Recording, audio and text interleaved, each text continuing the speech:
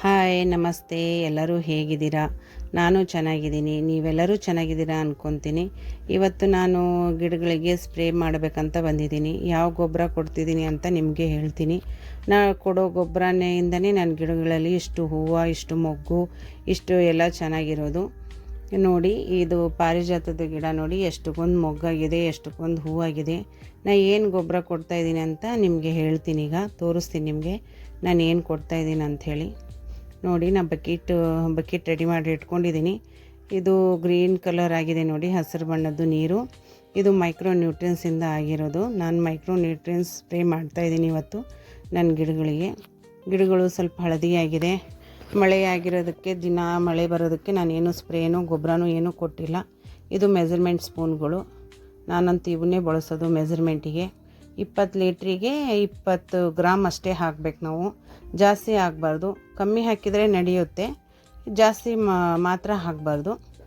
ಮತ್ತು ಇದಕ್ಕೆ ನೀರಲ್ಲಿ ಮಿಕ್ಸ್ ಮಾಡೋಕ್ಕೆ ಒಂದು ಗಮ್ ಅಂತ ಕೊಟ್ಟಿರ್ತಾರೆ ನೋಡಿ. ಇದು ಮೈಕ್ರೋ ನ್ಯೂಟ್ರಿಯನ್ಸು ಗ್ರೀನ್ ಕಲರಲ್ಲಿರುತ್ತೆ.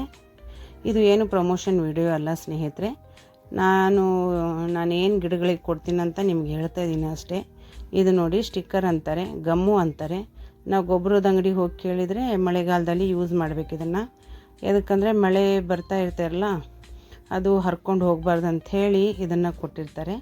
ಇದನ್ನು ಹೊಡೆಯೋದ್ರಿಂದ ನಾವು ಏನೇ ಗೊಬ್ಬರ ಕೊಡಲಿ, ಸ್ಪ್ರೇ ಮಾಡ್ತೀವಲ್ಲ, ಅದು ಹಾಗೆ ಅಂಟ್ಕೊಂಡಿರುತ್ತೆ ಒಂದು ವಾರದ ಮಟ್ಟಕ್ಕೆ. ಇದು ನೋಡಿ, ನಾನು ಸ್ಪ್ರೇ ಮಾಡೋಕ್ಕೆ ಯೂಸ್ ಮಾಡೋದು ಗನ್ನು. ಇದು ಆನ್ಲೈನಲ್ಲೇ ಪರ್ಚೇಸ್ ಮಾಡಿದ್ದೀನಿ. ಇಷ್ಟು ಉದ್ದ ಇರುತ್ತೆ ಪೈಪು. ಕೆಳಗಡೆ ಒಂದು ಬೂಸ್ಟ್ ಕೊಟ್ಟಿರ್ತಾರೆ, ಅದಕ್ಕೆ ಏನಂತಾರೆ ಗೊತ್ತಿಲ್ಲ ನನಗೆ. ಆದರೆ ಜಾಲಿ ಥರ ಇರುತ್ತೆ, ಅದರಲ್ಲಿ ಕಸ ಹೋಗಿ ನಾವು ಸ್ಪ್ರೇ ಮಾಡೋದ್ರಲ್ಲಿ ಸಿಗಾಕ್ಕೋಬಾರ್ದು ಅಂಥೇಳಿ ಆ ಥರ ಕೊಟ್ಟಿರ್ತಾರೆ.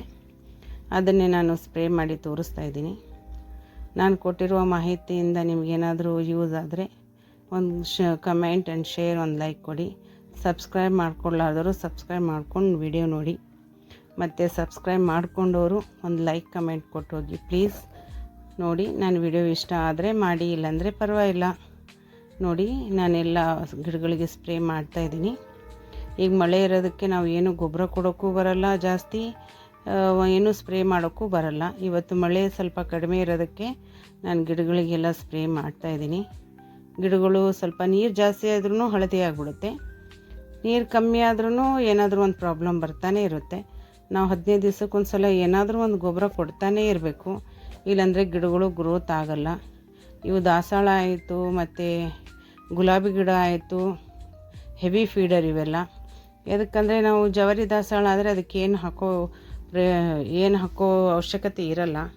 ಬಟ್ ಇವು ಹೈಬ್ರಿಡ್ ದಾಸವಾಳ ಗಿಡಗಳಿಗೆ ಕಂಪಲ್ಸರಿಯಾಗಿ ನಾವು 15 ದಿವಸಕ್ಕೊಂದು ಸಲ ಏನಾದರೂ ಒಂದು ಗೊಬ್ಬರ ಕೊಡ್ತಾನೇ ಇರಬೇಕು, ಇಲ್ಲಾಂದರೆ ಗ್ರೋತ್ ಚೆನ್ನಾಗಿ ಆಗಲ್ಲ, ಹೂವನ್ನು ಕೊಡಲ್ಲ ಜಾಸ್ತಿ. ಹಾಗಾಗಿ ನಿಮಗೆ ಹೇಳ್ತಾ ಇದ್ದೀನಿ. ನೋಡಿ, ಪ್ರತಿಯೊಂದು ಗಿಡಕ್ಕೆ ಕೆಳಗಿಂದ ಮೇಲೆವರೆಗೆ ಫುಲ್ಲು ಸ್ಪ್ರೇ ಮಾಡಿಬಿಡ್ಬೇಕು. ನಾನು ಒಂದು ಸ್ವಲ್ಪ ಗಿಡ ಈ ವರ್ಷ ಬಿಸಿಲು ಜಾಸ್ತಿ ಆಗಿರೋದಕ್ಕೆ ಎಲ್ಲ ಗಿಡಗಳು ಹಾಳಾಗಿದೆ. ಅದಕ್ಕಾಗಿ ಮೈಕ್ರೋ ನ್ಯೂಟ್ರಿಯನ್ಸ್ ನಾನು ಕೊಡ್ತಾಯಿದ್ದೀನಿ. ನಾನು ಪ್ರತಿ 15 ದಿವಸಕ್ಕೊಂದು ಸಲ ಏನಾದರೂ ಒಂದು ಗೊಬ್ಬರ ಕೊಡ್ತಾಯಿರ್ತೀನಿ, ಸ್ಪ್ರೇನೂ ಕೊಡ್ತಾಯಿರ್ತೀನಿ, ಡ್ರೆಂಚು ಮಾಡ್ತಾಯಿರ್ತೀನಿ. ಹಾಗಾಗಿ ನಿಮ್ಗೆ ಹೇಳ್ತಾ ಇದ್ದೀನಿ. ನೋಡಿ, ಇದು ಹಳದಿ ಆಗಿಬಿಟ್ಟಿದೆ ಎಲ್ಲ ದಾಸವಾಳ ಗಿಡಗಳು. ನಾನು ರಿಕವರ್ ಆಗಲಿ ಗಿಡಗಳು ಮತ್ತೆ ವಿಡಿಯೋ ಮಾಡಿ ಹಾಕ್ತೀನಿ ನಿಮಗೆ. ನಾವು ಕೊಟ್ಟಿರೋ ಗೊಬ್ಬರದಿಂದ ಗಿಡಗಳು ಹೇಗೆ ಬೆಳೆದಿದೆ, ಹೇಗೆ ಚೆನ್ನಾಗಿ ಗ್ರೋತ್ ಆಗಿದೆ ಅಂತ ಹೇಳ್ತೀನಿ. ಇಲ್ಲಿ ನೋಡಿ, ಲಾಸ್ಟ್ ಟೈಮು ನಾನು ಸ್ಪ್ರೇ ಮಾಡಿದ್ದೆ, ಹಾಗಾಗಿ ಗುಲಾಬಿ ಗಿಡದಲ್ಲಿ ನೋಡಿ ಎಷ್ಟು ಚೆನ್ನಾಗಿ ಚಿಗುರು ಬಂದಿದೆ. ಇದು ಕರಿಬೇವಿನ ಗಿಡ, ಗುಲಾಬಿ ಗಿಡ ಸೇರಿಕೊಂಡೇ ಇದೆ. ಹಾಗಾಗಿ ಪ್ರತಿಯೊಂದು ಗಿಡಕ್ಕೂ ನಾನು ಸ್ಪ್ರೇ ಮಾಡ್ತೀನಿ. ಓಕೆ, ಬಾಯ್, ಸಿಗೋಣ ಮತ್ತೆ.